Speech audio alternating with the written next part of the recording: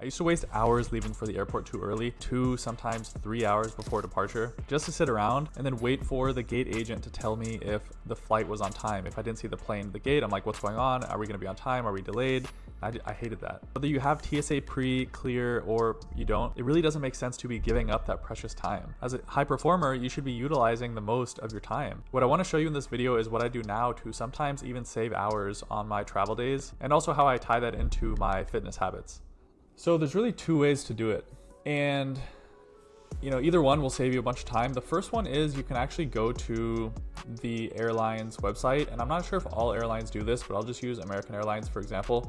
So if I go to American flight status and then I go here, now I'll type in my flight number, which I'll just use an example one of a flight leaving from Dallas-Fort Worth to Chicago today, and it'll say 4:45, estimated to arrive 7:15, it's on time. Okay, cool. But the important information is actually not just this on time. You want to look at this incoming flight information. And you can kind of see it here. You click incoming flight information.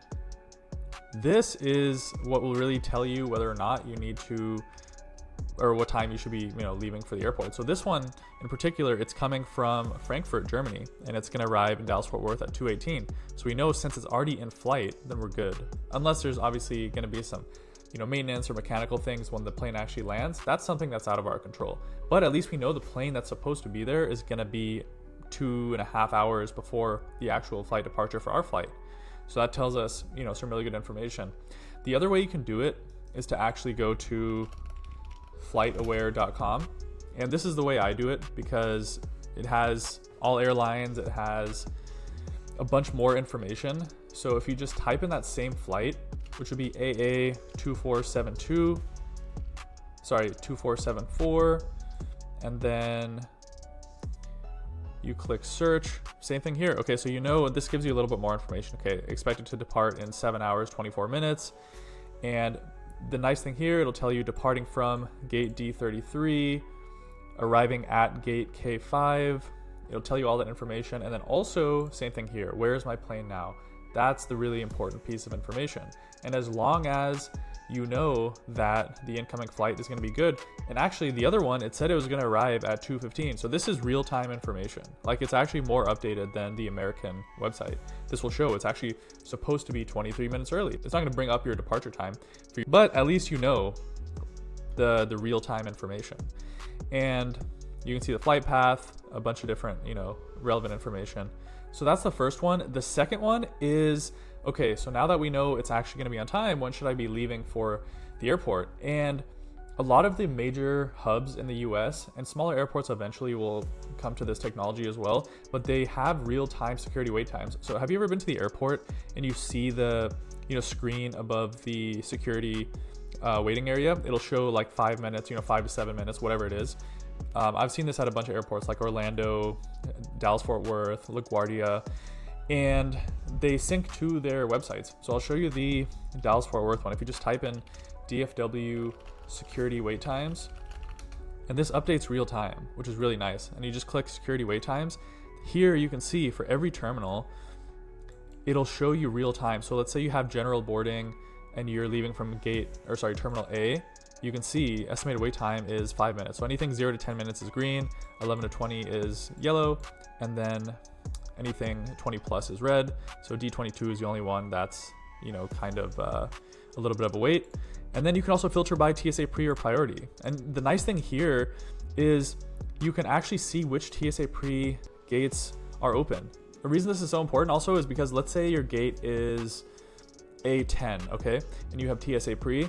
You'd probably think, okay, I'm gonna go to A12 and then I'm gonna just be so close to my gate. But then what you don't realize is once you're actually through security, you're gonna end up walking back to A21, and then you're gonna walk again to your gate at A10. So here you can actually see A21 is the only one that has TSA pre open.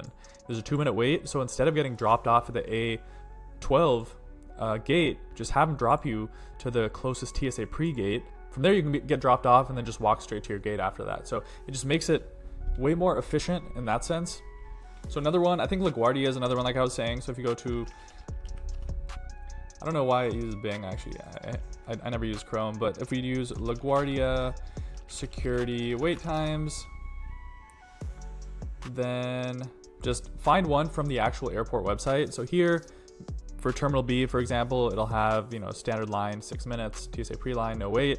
So again, use that to your advantage. And the way you can actually incorporate this into staying on your health and fitness journey is a lot of the times on travel days, I see so often that people will just write it off as it's a travel day. I'm not going to take care of my workout. I'm not going to take care of my nutrition today.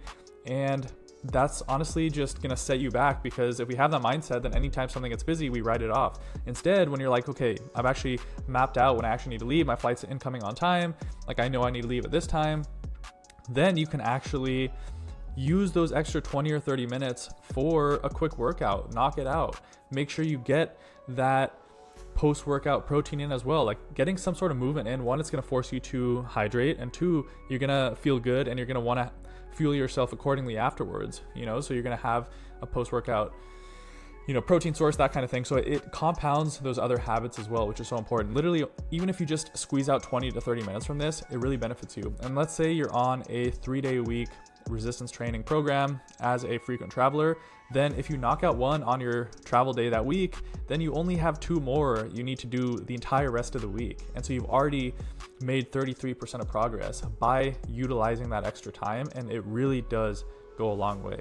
So these little things add up, and see if it works for you. Like I said, I always check FlightAware.com and my local security wait times so I know what TSA pre-gates are open. But yeah, hopefully that helps. And if you like this video, you'll like the next one on the screen, and I'll see you in the next one.